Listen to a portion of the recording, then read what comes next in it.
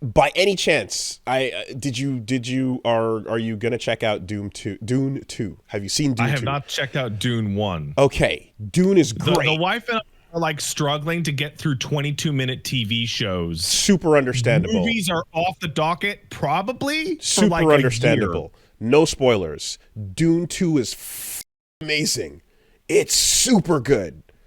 Um and All I know, pesky Paul and the Bene Gesserits are doing stupid desert. Dune 1 was fantastic, and that was like, middle of quarantine, so we watched it at home. And then Dune 2, like in a proper big screen to take in the giant fucking deserts and all that. Wow, man, what a fucking good movie. It does a excellent job. Yeah, like I guess the thing is this is always one of those bits where there's the like, okay, if you're gonna get your copy of the book out and go point by point, like so far it seems like the stuff that I've heard that has like been cut for time or changed or missing or missing and such, people that are on the books have been pretty happy about what we've gotten here. There's a couple changes that ultimately make sense as opposed to going fucking late season Game of Thrones type shit. Mm-hmm. But just to, yeah, to again, not go into the details of the setting and the spoilers and such. The things that I was saying about the first movie, that like I was like, I love how fucking immersive the Villeneuve storytelling is, like the visual style, everything that you got from how good Blade Runner 2049 was, type of thing, like going into that kind of powerful style of directing where like the giant establishing shots that just kind of linger and take you into a world where Mm-hmm. you basically are going to get very little exposition. You're going to have to, like, the bus is rolling, the train is rolling, you got to start jogging, the movie starts and you got to start jogging next to the train.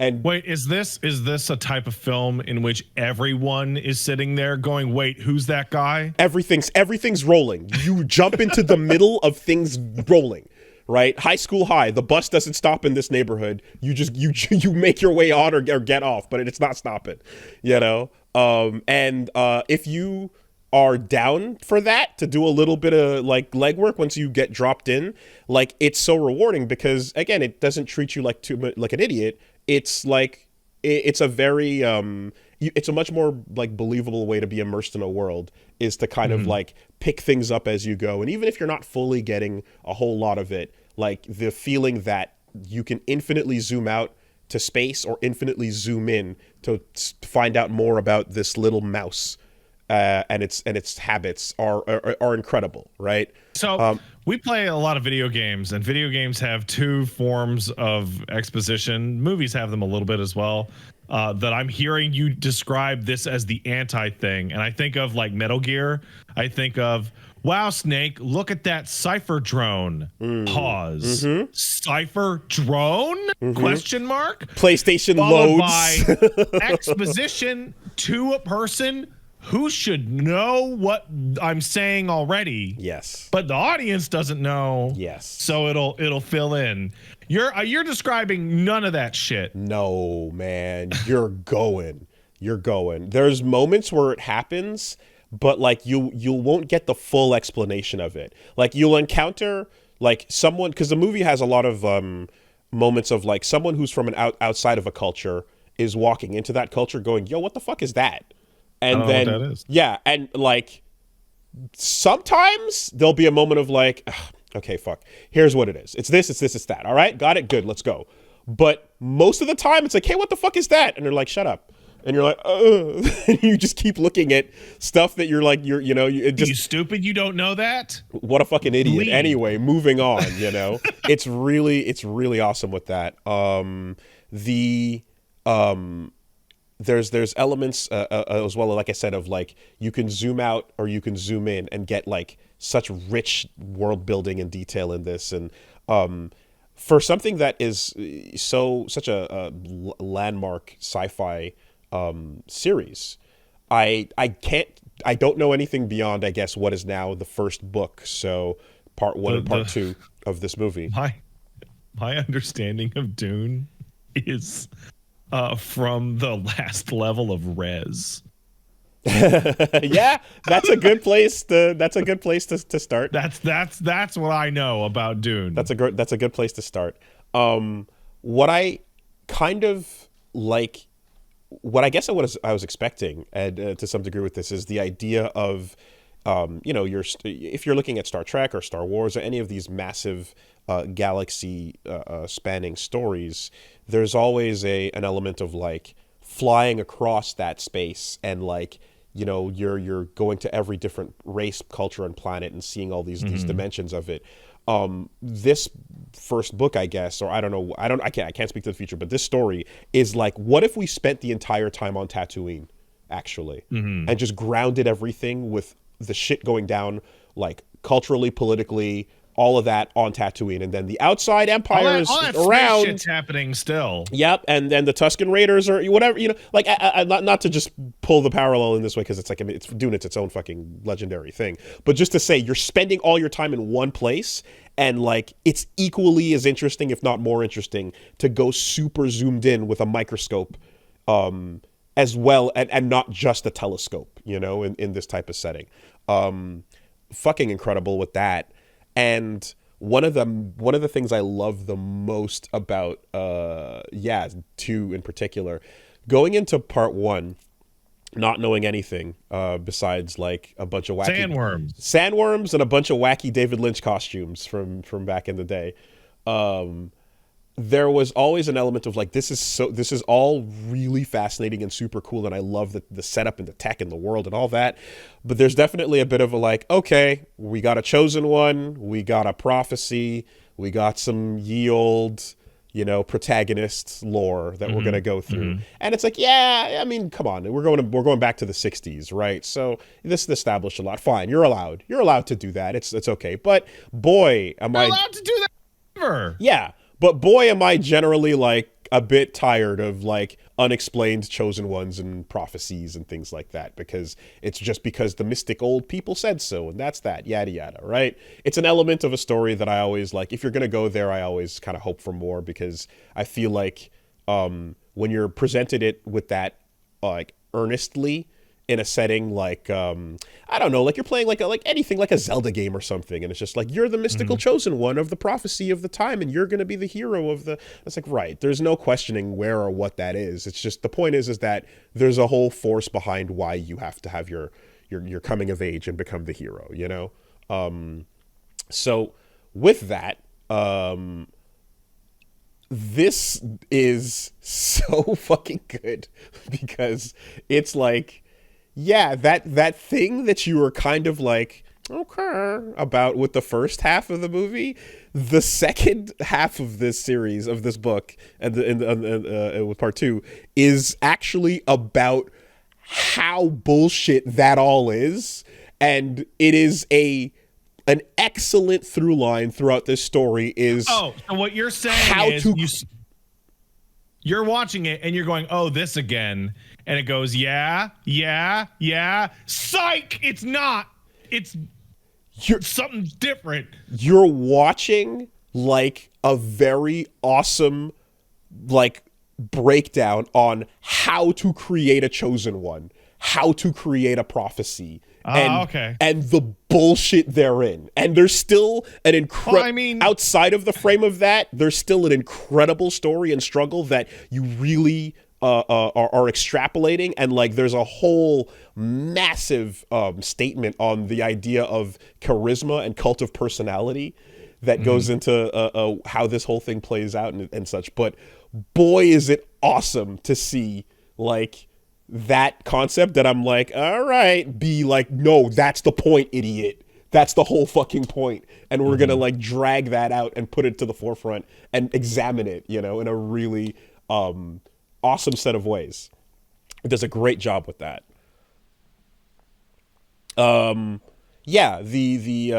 entirety of like how a fantasy setting will kind of sometimes it will be explained, but like it'll kind of come to fruition anyway, and you just kind of have to buy into it. But there's times where it's definitely just like, look, the gods of this world have decreed that this is this is the one, and you have to be the special one, and that's all there is to it, right? You're a messianic figure, and that's the type of tale we're tuning in for. And then of course, there's the bits where it's like, and also it's also part of completing the power fantasy, yada yada. But no. Anyway, that was really really cool here. So, yeah, I just really, I mean, So there's 2 movies left, is my understanding. the commitment. Okay, so as far as I understand, Denis Villeneuve said he wanted to do the first book, and that's all he committed to, which is these 2 movies. Which is now done. He did it. Now done. From what I understand, there is now he now is down to do more, and he's like, all right. He's talked about starting working on more of them, but there are 6 books in total in the series, maybe not counting spin-offs, I think. So, like, if there is any kind of like, we're gonna commit and do this, the Herculean effort is a very David production to JoJo kind of thing, where you're committing decades towards telling the Dune story with proper attention to detail and with this level of integrity, and it would be insane. So it'd be 12 books approximately. I mean, and all the actors and 12 movies, everyone 12 attached. Yeah, it would be the next decade. Well, when or he's 2. done with those, he can start on the Horus Heresy. Oh man. Which, the more I hear about Dune, the more I'm like, 1965, Warhammer 40K, that came out in the fucking 80s. Okay. I'm starting to see it. I don't know. Like, if as someone who knows the books can definitely see whether there's a good stopping point somewhere in the middle there. But one thing's for sure though, and this is kind of like the trap of fucking success in Hollywood and shit. No matter where he stops, we will be seeing Dune for the next 30 years. Like, Wooly, I've been seeing Dune out of the corner of my eye since I was born. Of course. What I mean to say is, now that a new remade franchise movie occurs and is successful, they're going to continue down this timeline of cinema is going to be a continued thing we're going to see. And whether it's good or bad, or whoever they get involved, it's going to be ranging like Lord of the Rings into The Hobbit, into the spin-offs, yada yada. You're gonna get a whole bunch of shit. I mean, even if that shit all sucks later, I mean, it's good now. Yes, that's all. Like, what I'm saying is, for better or for worse, there's no way that Hollywood's not gonna make a fuck ton of Dune things from now on. It's just the problem is just, if he steps out, and if everyone that is doing a good job of this steps out, they might get worse people in to continue with that same timeline and franchise, So I think for film and TV, there's like, it's the same problem, but it's way better to deal with it in film. Because, like, let's take D&D, right? Good old Game of Thrones, right? That was not film, that was TV, that was a season, and then they get to the end and you're like, oh, you ruined it. I am now hearing people talk about I've never heard of it, the 3-body problem.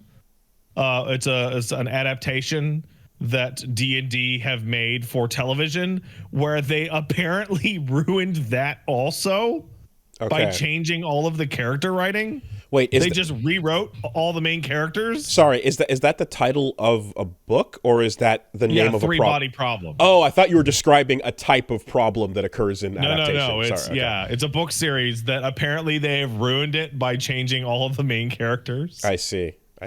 So they Game of Thrones it again. But with film and, like, to a degree, games, right, where it's like, it doesn't matter how trash every Star Wars thing ever comes out, or the next 5 Dunes or whatever, right? Because the movie that you're describing to me right now sounds great. Yeah, you can't like, it's a complete whole. But what I also think of, though, is just how desperate, like, Hollywood has been to get a new sci-fi mega franchise off the ground, from the Jupiter Ascendings and the what the fuck was that Disney one with the John whatever, and like John Carter? Wait, no, that was sci-fi, right? Yeah, John Carter sci-fi. Yeah, so like I feel John Carter is like classic foundational sci-fi. It's really depressing that they made it into like a really bad movie. so I all I'm thinking of is I can't even list them all, but there's been a fuck ton of just big attempt at starting a franchise flop into nothing over the last 10 years in my brain, because there's a can we get a Star Wars kind of thing going? Can we get a Harry Potter going? And the answer has seemed to be no, you know, but here with the right attention to detail and a willingness to just fucking I guess dedicate years of your life to this shit. I mean, I joke, right?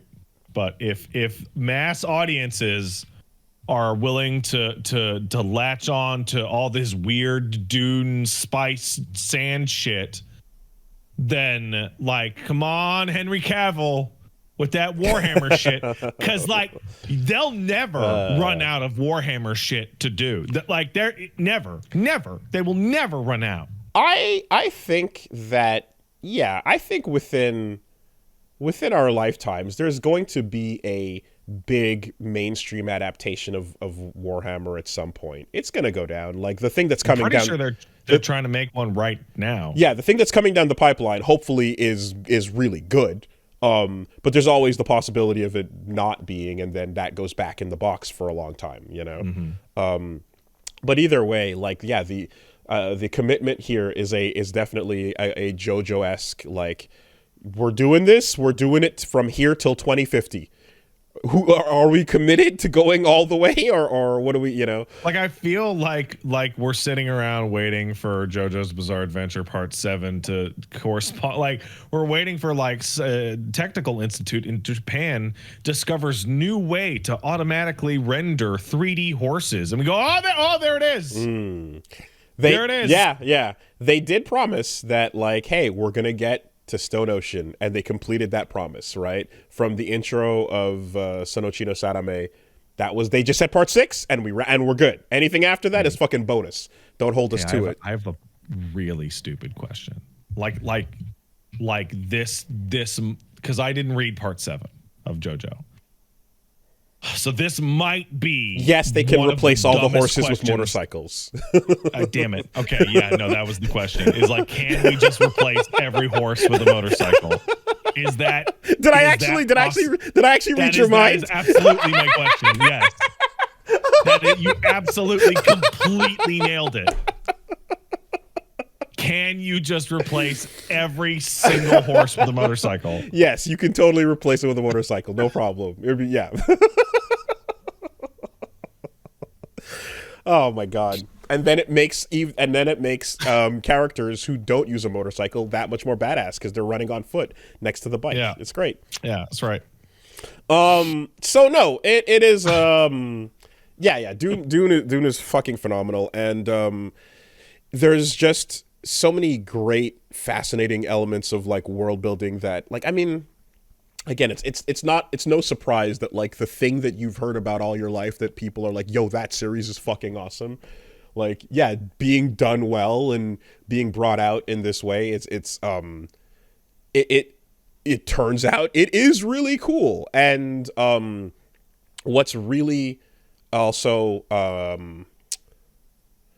the philosophy of what it's bringing, what it's like, I guess, discussing with the characters and some of the again, what I said about cult of personality, the concept of going with the flow, the concept of, you know, predetermined timelines and fighting against those things, and all these things about it are just really well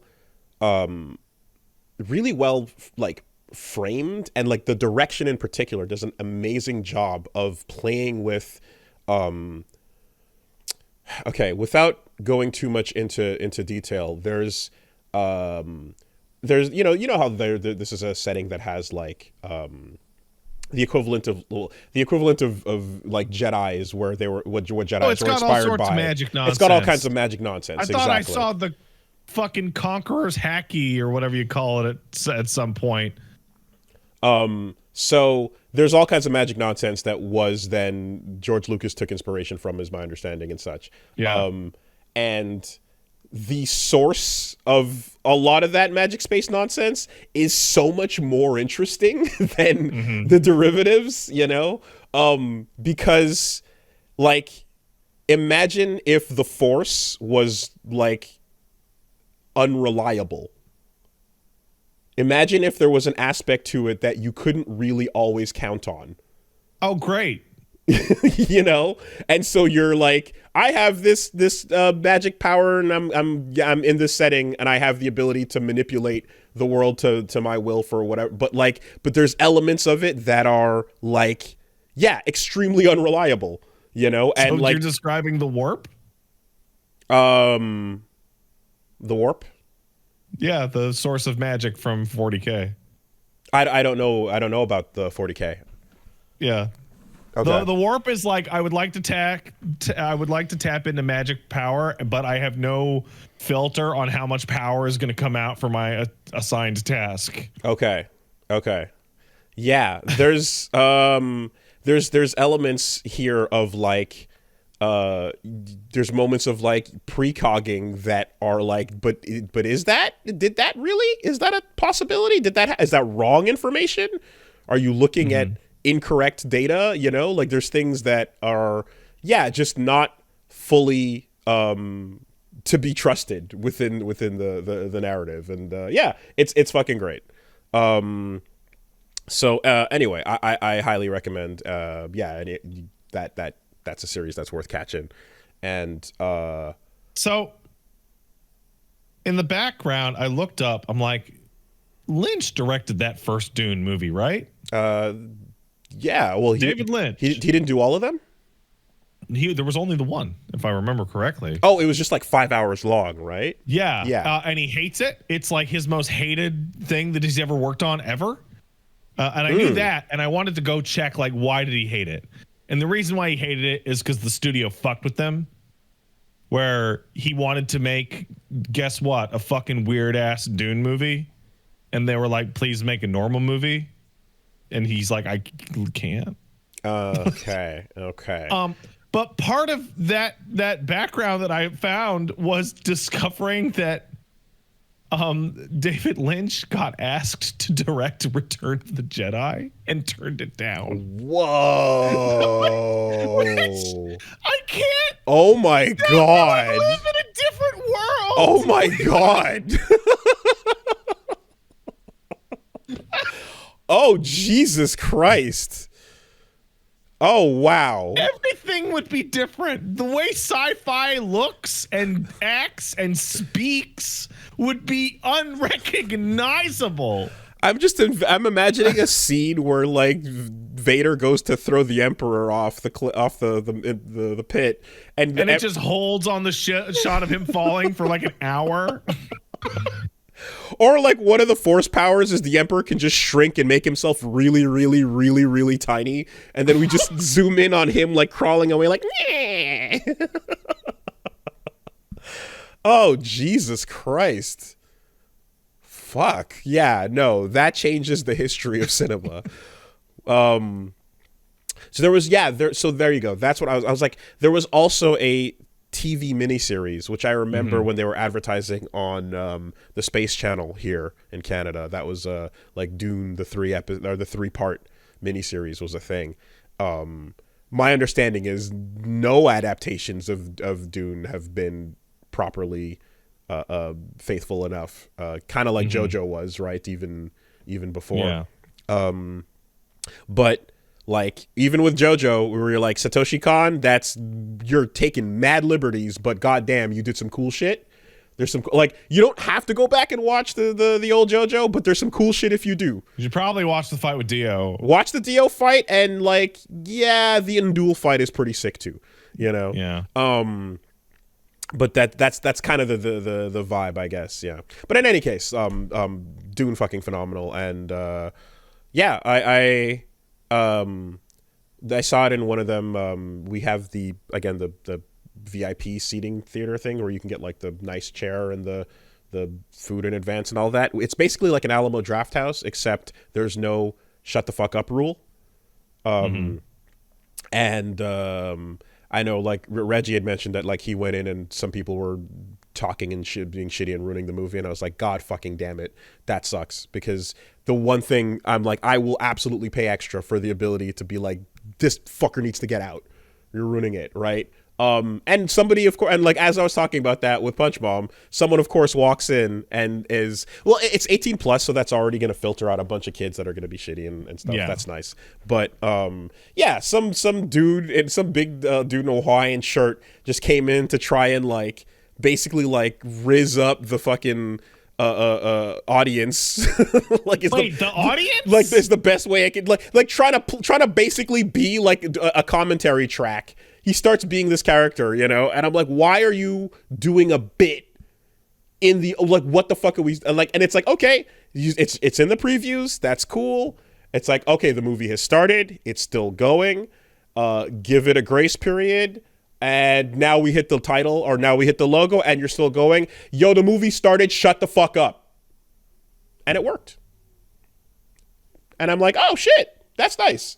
I appreciate that, because there's always a, like, you can either be the type of person that's like, I like disrupting people's days, I'm looking forward to this, or you can be the type of person that's like, I'm fucking, I only like disrupting the lives of the people close to me, like my wife. That's where the fun is at. Sure. Strangers though, like, go to hell. Come on. Especially when you're in these like fucking more expensive seats that are like have got like for this type of thing. Movie tickets have gotten stupid expensive. You know, Woolie, I was sitting there as you were describing that, and I'm like, you know what? The movies used to. This is gonna sound strange, so I'll have to explain it. Movies used to be way better back when going to the theater sucked way harder. Okay, because I used to go down to the theater every single fucking Tuesday. Oh god, and deal with the fucking raucous crowd just Cheapy fucking Tuesdays. being a piece of shit. Yep. But I paid $6 to watch any movie I wanted. I went every week. $5 Cheapy Tuesdays. Yeah. Who gives a shit? The crowd's being a bunch of stupid idiots. It's trivial. I mean, it's the price of a candy bar, like a big candy bar. I did, and then I stopped going because I was like, I'm not enjoying the movie when I'm hearing the. Now instead we get to go, cool, I paid $21 to hear some guy explain the movie to his girlfriend with the hand on the neck going as like we're this. watching it. Yeah. And I'm gonna fucking lose my fucking mind.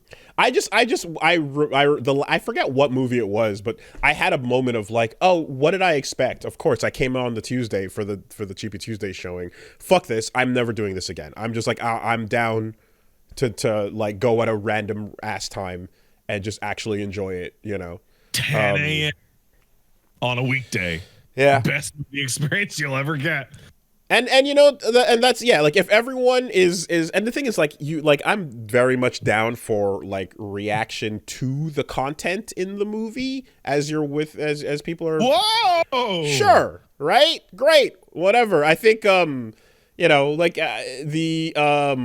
important. That's part of the reason you go to the theater. Well, it's at this point it's probably whatever basic bitch to say or not, but like Endgame finale with the crowd was super hype. It was super hype. Hey, that was a great ass moment to be there in the theater for. You know what's great though?